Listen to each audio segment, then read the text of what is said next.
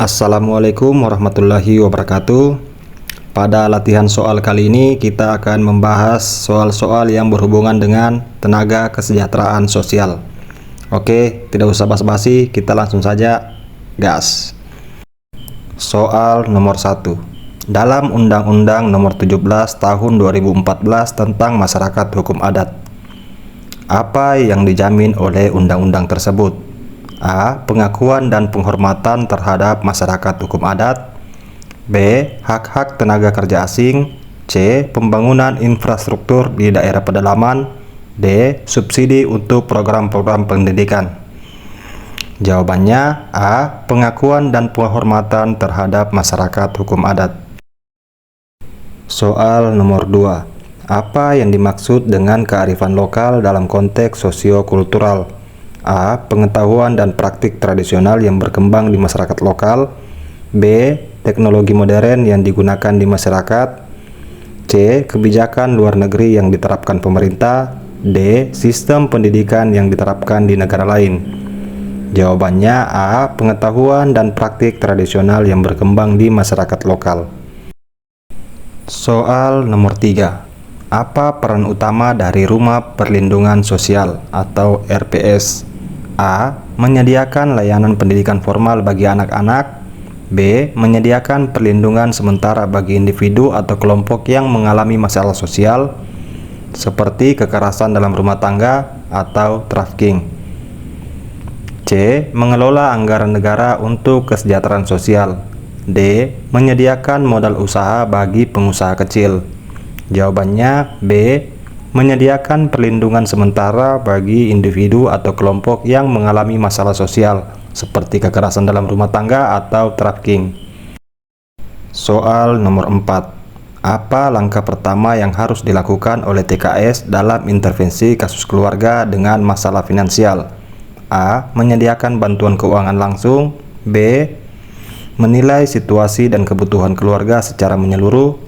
C. Mengarahkan keluarga ke lembaga lain untuk bantuan. D. Memberikan pelatihan manajemen keuangan kepada keluarga. Jawabannya B. Menilai situasi dan kebutuhan keluarga secara menyeluruh. Soal nomor 5. Apa peran dari tenaga kesejahteraan sosial kecamatan atau TKSK? A. Mengelola keuangan di tingkat kecamatan. B. Mendukung pelaksanaan program kesejahteraan sosial di tingkat kecamatan dengan memfasilitasi koordinasi antar pemangku kepentingan. C. Menyediakan layanan kesehatan dasar di kecamatan. D. Mengawasi kegiatan ekonomi di kecamatan. Jawabannya B.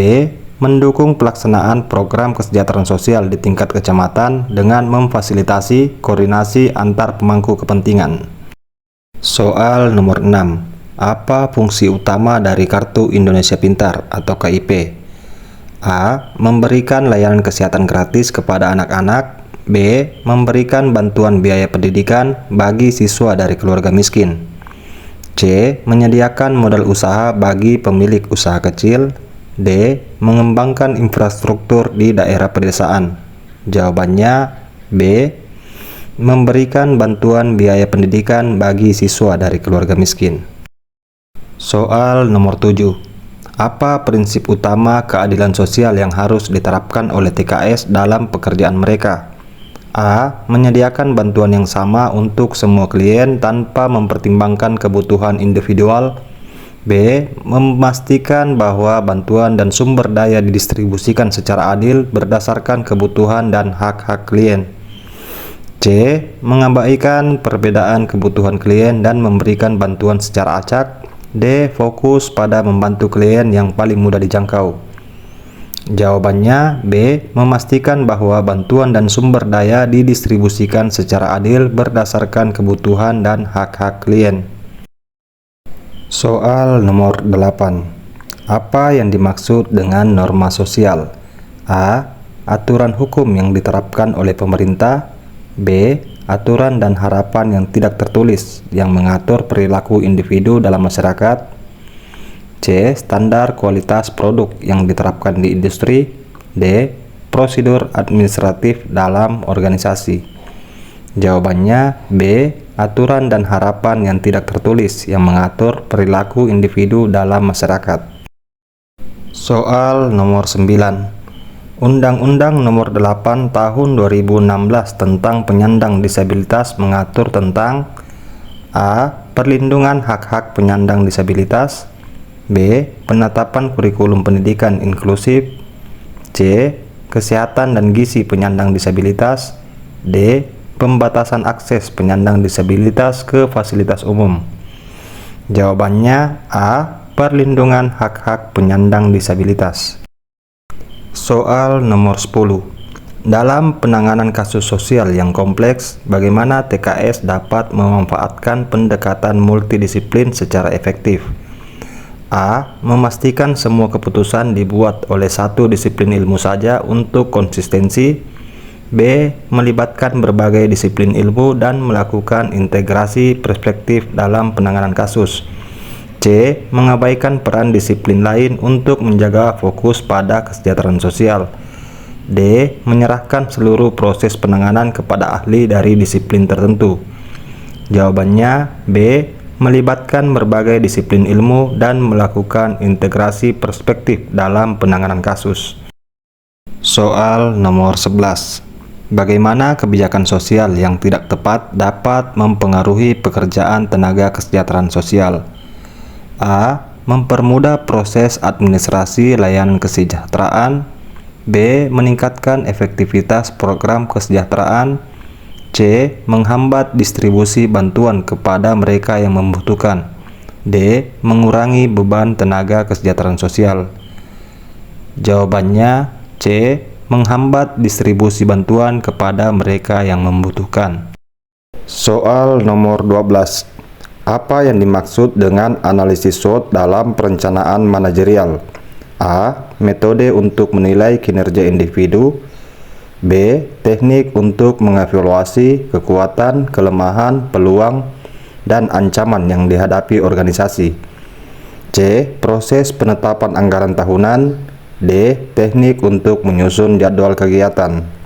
Jawabannya B. Teknik untuk mengevaluasi kekuatan, kelemahan, peluang, dan ancaman yang dihadapi organisasi. Soal nomor 13. Apa peran dari pekerja sosial masyarakat atau PSM? A. Mengelola anggaran negara. B. Menyediakan layanan sosial secara sukarela untuk mendukung kesejahteraan masyarakat di lingkungan setempat. C. Menyediakan layanan kredit bagi pengusaha kecil. D. Mengembangkan usaha mikro di pedesaan. Jawabannya B. Menyediakan layanan sosial secara sukarela untuk mendukung kesejahteraan masyarakat di lingkungan setempat. Soal nomor 14. Prinsip apa yang paling penting dalam pendekatan TKS terhadap pemberdayaan individu? A. Keberagaman. B. Inklusi. C. Kemandirian. D. Kesetaraan. Jawabannya C. Kemandirian. Soal nomor 15. Apa peran yang dapat dimainkan oleh tenaga kesejahteraan sosial dalam advokasi kebijakan sosial? A. Menyusun kebijakan tanpa masukan dari masyarakat. B. Mengikuti semua kebijakan pemerintah tanpa mempertanyakan. C. Mengadvokasi perubahan kebijakan yang lebih adil dan inklusif. D. Mengabaikan isu-isu kebijakan dan fokus pada tugas lapangan. Jawabannya C. Mengadvokasi perubahan kebijakan yang lebih adil dan inklusif. Soal nomor 16. Apa keterampilan komunikasi yang paling penting bagi TKS dalam berinteraksi dengan klien? A. Kemampuan berbicara secara teknis tanpa mempertimbangkan pemahaman klien. B. Kemampuan mendengarkan aktif dan empati untuk memahami kebutuhan klien. C. Kemampuan berbicara dalam berbagai bahasa tanpa mempertimbangkan konteks. D. Kemampuan memberikan instruksi yang jelas tanpa ruang untuk pertanyaan. Jawabannya B. Kemampuan mendengarkan aktif dan empati untuk memahami kebutuhan klien. Soal nomor 17. Apa peran utama dari Pusat Kesejahteraan Sosial atau Puskesos? A. Memberikan layanan kesehatan dasar di daerah terpencil. B. Menyediakan bantuan keuangan bagi pengusaha. C. menyediakan layanan dan informasi terkait kesejahteraan sosial secara terpadu di tingkat desa atau kelurahan. D. Mengelola dana bantuan internasional. Jawabannya C. Menyediakan layanan informasi terkait kesejahteraan sosial secara terpadu di desa atau di kelurahan. Soal nomor 18. Apa yang dimaksud dengan kesetaraan dalam konteks pekerjaan sosial? A. Menyediakan bantuan yang sama untuk semua klien tanpa mempertimbangkan kebutuhan spesifik. B. Mengakui dan menghormati hak, kebutuhan, dan potensi setiap individu secara adil dan sesuai dengan konteks mereka. C. Memberikan prioritas kepada klien yang lebih berpotensi menghasilkan hasil yang baik. D. Mengabaikan perbedaan budaya dan latar belakang klien dalam proses intervensi. Jawabannya B. Mengakui dan menghormati hak, kebutuhan, dan potensi setiap individu secara adil dan sesuai dengan konteks mereka. Soal nomor 19. Apa yang dimaksud dengan Program Jaminan Sosial Nasional atau JSN? A. Program yang memberikan pendidikan gratis bagi semua anak. B. Sistem perlindungan sosial yang memberikan jaminan kesejahteraan kepada seluruh warga negara dari lahir hingga tua. C. Program yang fokus pada pembangunan infrastruktur sosial di perkotaan. D. Program yang menyediakan bantuan modal usaha bagi pengusaha. Jawabannya B. Sistem perlindungan sosial yang memberikan jaminan kesejahteraan kepada seluruh warga negara dari lahir hingga tua. Soal nomor 20. Bagaimana TKS harus mengambil keputusan dalam situasi darurat di mana klien memerlukan bantuan segera tetapi terdapat kendala administratif? A. Menunggu sampai semua persyaratan administratif dipenuhi. B. Mengambil tindakan segera berdasarkan kebijakan kemaslahatan klien meski tanpa izin administratif penuh. C. Mengabaikan situasi karena melanggar protokol administrasi. D. Mengalihkan kasus ke lembaga lain yang dapat memberikan bantuan lebih cepat. Jawabannya B. Mengambil tindakan segera berdasarkan kebijakan kemaslahatan klien meski tanpa izin administratif penuh.